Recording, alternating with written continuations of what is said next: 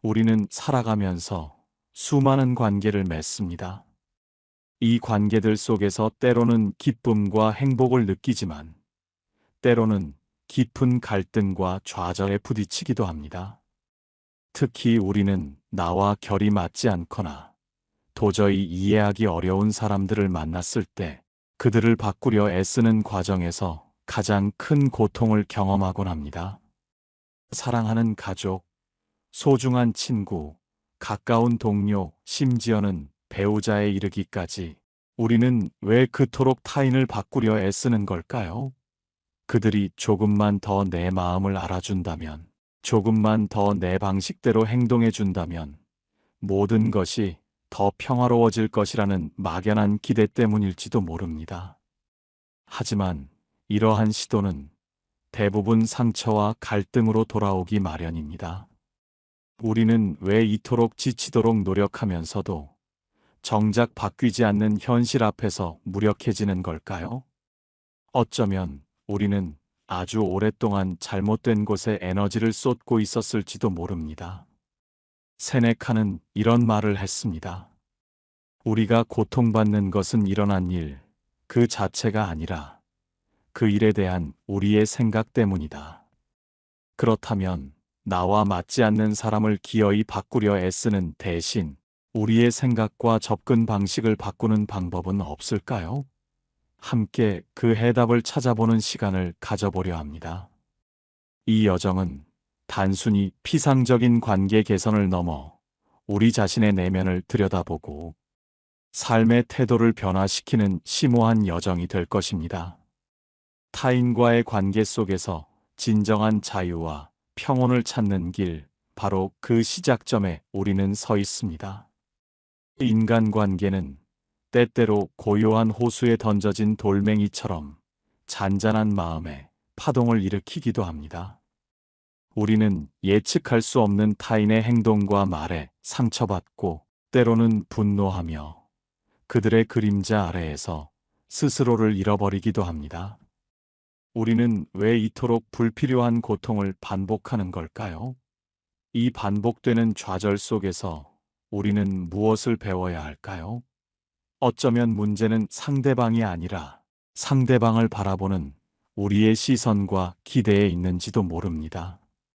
끊임없이 타인을 변화시키려는 시도는 우리 자신의 한계를 인정하지 않으려는 완고한 태도일 수도 있습니다.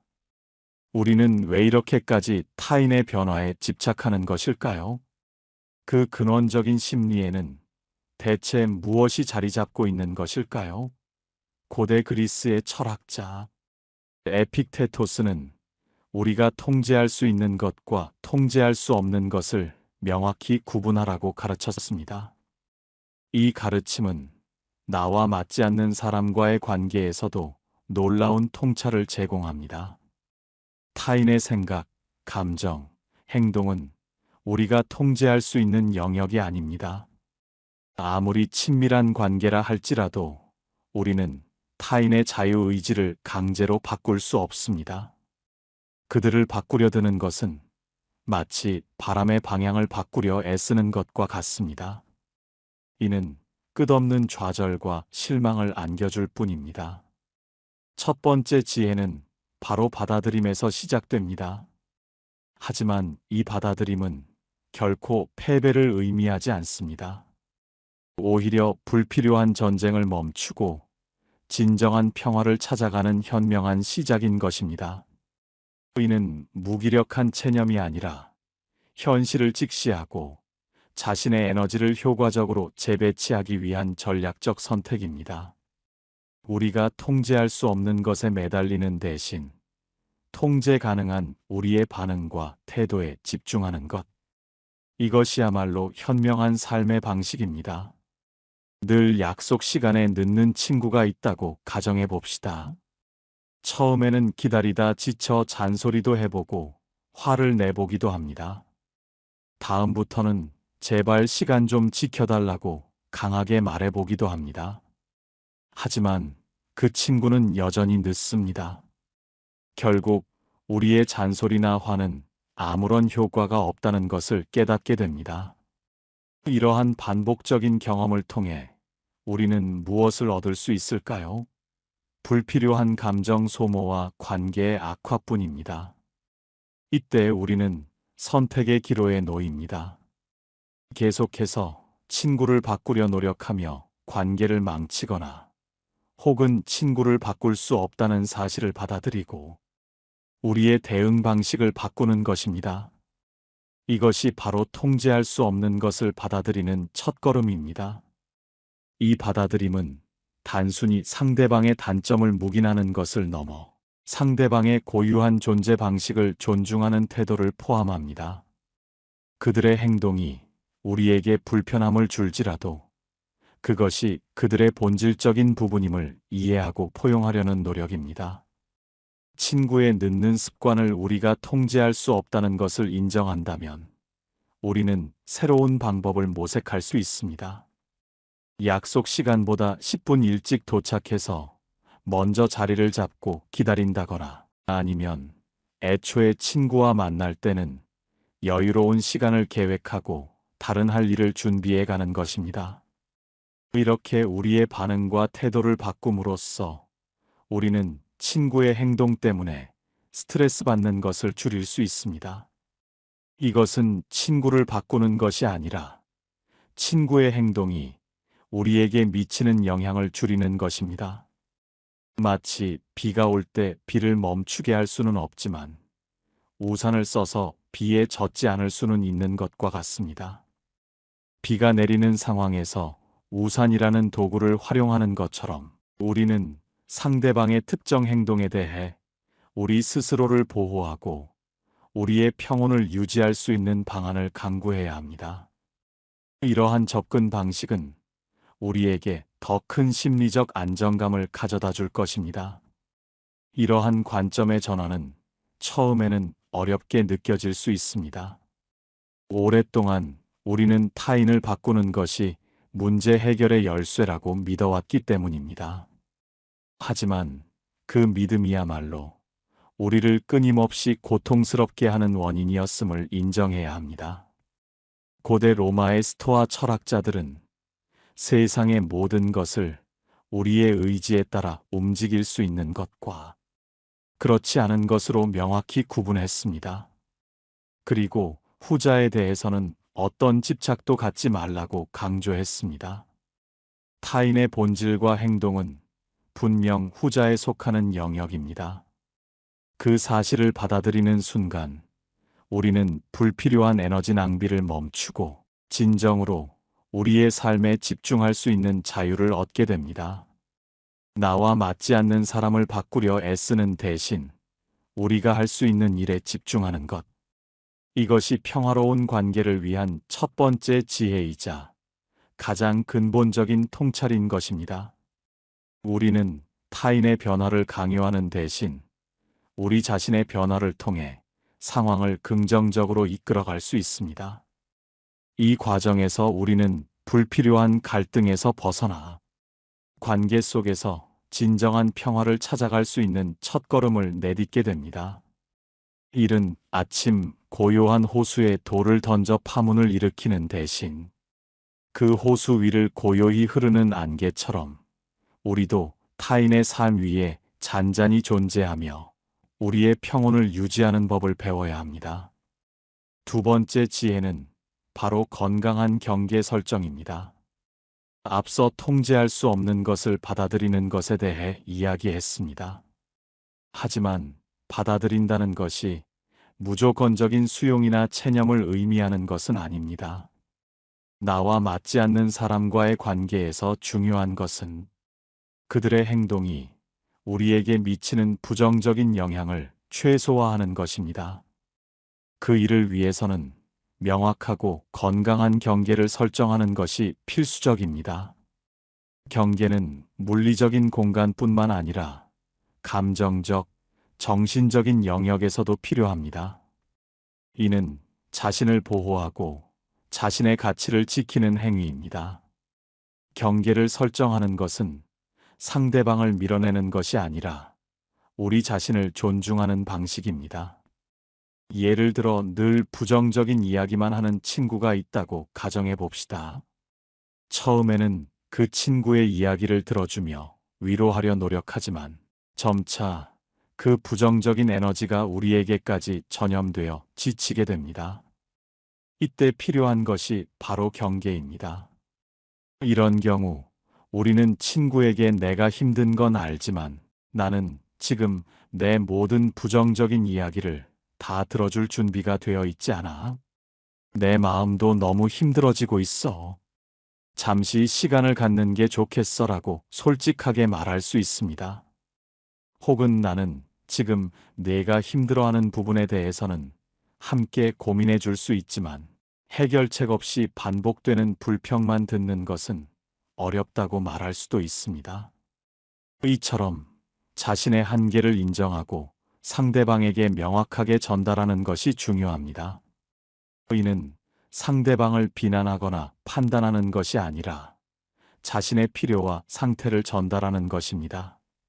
처음에는 상대방이 당황하거나 서운해할 수도 있습니다. 하지만 건강한 관계라면 상대방은 우리의 경계를 이해하고 존중하려 노력할 것입니다. 만약 그렇지 않다면 그 관계가 진정으로 우리에게 이로운 관계인지 다시 한번 생각해 볼 필요가 있습니다. 경계를 설정함으로써 우리는 우리 자신의 감정적 에너지를 보존하고 관계의 질을 개선할 수 있습니다. 경계 설정은 자기 존중의 표현입니다. 우리는 타인의 감정 쓰레기통이 될 필요가 없으며 타인의 문제를 대신 짊어질 의무도 없습니다. 경계를 설정함으로써 우리는 우리 자신의 공간과 시간을 보호하고 우리 자신의 행복을 우선시할 수 있습니다. 이는 이기적인 행동이 아니라 오히려 지속 가능한 관계를 위한 현명한 전략입니다. 철학자 이마누엘 칸트는 인간을 그 자체가 목적인 존재로 보았습니다. 즉, 타인의 목적을 위한 수단으로 이용되어서는 안 된다는 것입니다. 경계 설정은 바로 이러한 칸트의 정신을 실천하는 것입니다. 우리는 타인의 감정적 요구에 무조건적으로 응답할 필요가 없으며 우리의 정신적, 감정적 안녕을 지킬 권리가 있습니다. 이 권리를 스스로 행사하는 것이 바로 건강한 경계 설정입니다. 이는 일시적인 불편함을 가져올 수 있지만 장기적으로는 더 단단하고 상호 존중하는 관계를 형성하는 데 기여할 것입니다. 세 번째 지혜는 바로 기대 조절입니다. 우리는 종종 타인에게 과도한 기대를 합니다. 그 사람이 나를 완전히 이해해 주기를 바라고 내가 원하는 대로 행동해 주기를 바라며 심지어는 내 마음속까지 읽어주기를 기대하기도 합니다. 이러한 기대는 대부분 비현실적이며 결국 실망으로 이어집니다. 인간은 각자 다른 경험과 가치관을 가지고 살아가는 독립적인 존재이기 때문입니다. 기대가 커질수록 실망의 그림자도 짙어집니다. 따라서 나와 맞지 않는 사람과의 관계에서 평온을 찾기 위해서는 그 사람에게 거는 기대를 현실적으로 조절하는 것이 중요합니다. 상대방을 변화하는 것이 아니라 상대방을 있는 그대로 인정하는 것입니다. 우리는 상대방이 완벽하기를 바라기보다 그들의 불완전함을 받아들이는 데서 진정한 평화를 찾을 수 있습니다. 업무에서 완벽주의 성향이 강한 당신이 있다고 가정해 봅시다. 당신의 동료는 다소 느슨하고 실수를 종종 저지르는 편입니다. 당신은 동료가 자신처럼 완벽하게 일을 처리해 주기를 기대하지만 현실은 그렇지 않습니다. 이러한 기대는 당신에게 끊임없는 좌절감과 짜증을 안겨줍니다. 이때 필요한 것이 기대 조절입니다. 동료가 당신과 똑같이 완벽할 수 없다는 사실을 인정하는 것입니다. 대신 그 동료의 다른 강점에 집중해 보는 것입니다. 예를 들어 그 동료는 느리지만 꼼꼼하게 작업을 마무리하는 능력이 있을 수도 있고, 사람들과의 관계를 원만하게 유지하는 탁월한 능력을 가지고 있을 수도 있습니다. 또는 창의적인 아이디어를 잘 내는 사람일 수도 있습니다. 기대를 조절한다는 것은 상대방의 단점을 묵과하거나 간과하라는 의미가 아닙니다. 오히려 상대방의 존재 방식을 이해하고 그들의 한계를 인식하며 그 안에서 우리가 기대할 수 있는 최선을 찾아내는 것입니다. 예를 들어, 당신의 동료에게 완벽한 보고서를 기대하기보다는 그가 제 시간에 초안을 제출하고 기본적인 정보를 누락하지 않는 수준만 기대하는 것입니다. 그리고 부족한 부분은 당신이 보완하거나 다른 동료와 협력하여 채워나가는 방식을 택할 수 있습니다.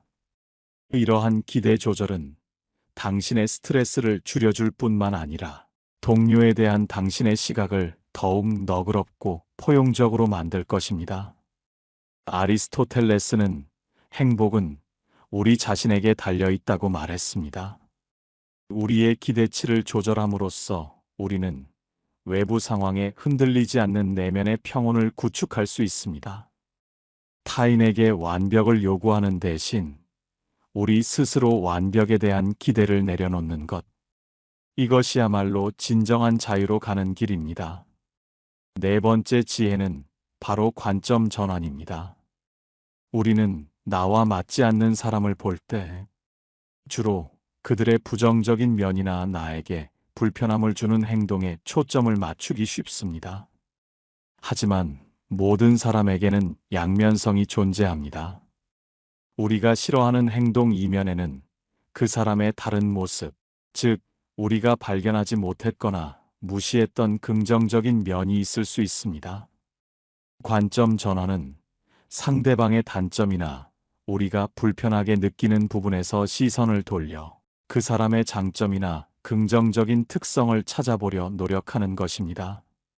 이는 상대방을 새로운 시각으로 바라보게 하고 관계에 대한 우리의 인식을 변화시키는 강력한 도구입니다. 당신의 가족 중에 유독 말이 많고 나서기를 좋아하는 사람이 있다고 가정해 봅시다. 당신은 그 사람의 시끄러운 행동이나 자기 중심적인 태도에 늘 피곤함을 느낄 수 있습니다. 하지만 관점을 전환해 보면 어떨까요? 그 사람은 아마도 모임의 분위기를 주도하고 어색함을 없애는데 능숙하며 사람들을 웃게 만드는 재주가 있을지도 모릅니다. 때로는 그런 에너지가 모임에 활력을 불어넣고 모두가 편안하게 어울릴 수 있도록 돕는 긍정적인 역할을 할 수도 있습니다. 당신이 불편하게 느꼈던 그 특성이 어떤 상황에서는 오히려 빛을 발하는 강점이 될 수 있는 것입니다. 관점 전환은 의식적인 노력을 요구합니다. 단순히 상대방의 단점을 무시하는 것이 아니라 적극적으로 그들의 긍정적인 면을 탐색하려는 의지입니다. 어쩌면 우리는 그동안 너무나 편협한 시각으로 타인을 판단하고 있었을지도 모릅니다. 내가 정해내린 맞지 않는 사람이라는 틀 안에 그들을 가두고 다른 가능성을 보지 못했을 수도 있습니다. 심리학자 칼 융은 자신이 이해하지 못하는 것을 비난하지 말라고 했습니다. 우리가 이해하기 어려운 타인의 행동이나 특성 뒤에는 그들 나름의 이유와 맥락이 있을 수 있습니다. 그 이유를 이해하려 노력하는 것, 그리고 그들의 다른 면모를 발견하려는 시도는 관계를 개선하고 우리 자신의 시야를 넓히는데 큰 도움이 됩니다. 상대방을 비난하고 판단하는 대신 그들을 이해하려 노력하고 그들의 긍정적인 면을 찾아내려는 관점 전환은 놀라운 변화를 가져올 수 있습니다. 이는 우리가 타인과 더불어 살아가는 방식에 대한 깊은 성찰을 제공하며 우리의 마음을 더욱 풍요롭게 만들 것입니다. 다섯 번째 지혜는 바로 자기 성찰입니다. 앞서 언급된 모든 지혜들은 결국 우리 자신의 내면과 밀접하게 연결되어 있습니다. 타인을 바꾸려 애쓰는 대신 우리 자신을 돌아보는 것. 이것이야말로 가장 중요하고 근본적인 해결책입니다. 우리는 종종 타인의 단점을 통해 우리 자신의 그림자를 보곤 합니다. 상대방에게서 발견하는 불편함이나 짜증은 사실 우리 내면의 어떤 부분과 부딪히는 지점일 수도 있습니다. 자기 성찰은 이러한 내면의 연결고리를 찾아내고 우리 자신의 문제 해결 능력을 향상시키는 과정입니다. 다른 사람을 향했던 시선을 이제는 자기 자신에게로 돌려야 할 때입니다. 당신이 늘 비판적인 동료 때문에 스트레스를 받고 있다고 가정해 봅시다. 당신은 그 동료의 부정적인 태도가 문제라고 생각하지만 자기 성찰을 통해 보면 어떨까요? 혹시 당신 자신도 남에게 비판적인 시선을 보내는 경향이 있지는 않은지, 혹은 당신의 완벽주의 성향 때문에 작은 비판에도 과도하게 반응하는 것은 아닌지 생각해 볼 수 있습니다. 때로는 타인의 행동이 우리 자신의 취약한 부분을 건드리거나 우리가 스스로에게 만족하지 못하는 부분을 상기시켜 줄 때 우리는 더욱 예민하게 반응하곤 합니다.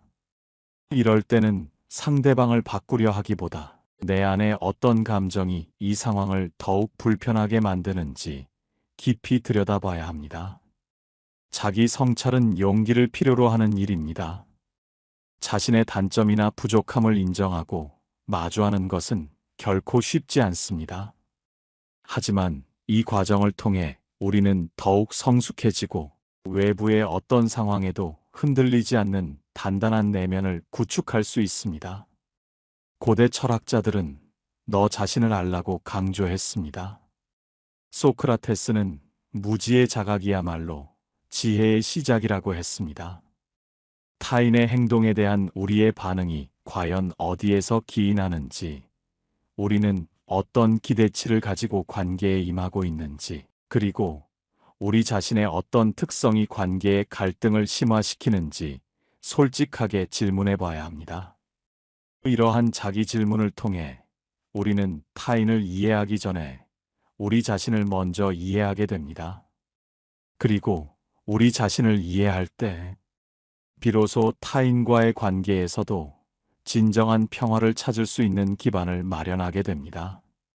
나와 맞지 않는 사람에게 에너지를 쏟기보다 그 에너지를 나 자신을 이해하고 성장시키는 데 사용하는 것. 이것이 궁극적으로 우리가 추구해야 할 지혜입니다. 우리는 지금까지 나와 맞지 않는 사람을 바꾸려 애쓰기보다 우리 자신의 관점과 태도를 바꾸는 5가지 지혜에 대해 이야기 나누었습니다. 통제할 수 없는 것을 받아들이고 건강한 경계를 설정하며 기대치를 조절하고 관점을 전환하며 궁극적으로 자기 성찰을 통해 우리 자신을 이해하는 것. 이 모든 과정은 타인과의 관계를 개선하는 동시에 우리 자신의 내면을 더욱 풍요롭게 만드는 여정입니다. 이 여정은 결코 쉽지 않겠지만 그 끝에는 더 평온하고 자유로운 당신의 삶이 기다리고 있을 것입니다. 우리는 타인을 바꾸려 애쓰는 대신 우리 자신을 변화시킴으로써 관계의 흐름을 바꾸고 나아가 삶의 질을 향상시킬 수 있습니다. 결국 진정한 변화는 외부가 아닌 우리 자신의 내면에서 시작됩니다. 이 깨달음이 당신의 삶에 작은 울림이 되기를 바랍니다. 오늘 긴 이야기 함께 걸어주셔서 고맙습니다. 이 마음이 닿았다면 이제 당신의 삶에서 이 지혜들을 실제로 적용해 볼 때입니다. 변화는 작은 실천에서 시작됩니다. 오늘부터 당신의 관계를 돌아보고 스스로에게 질문을 던져보세요.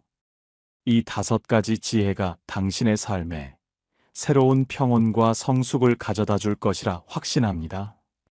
당신의 행복을 응원합니다.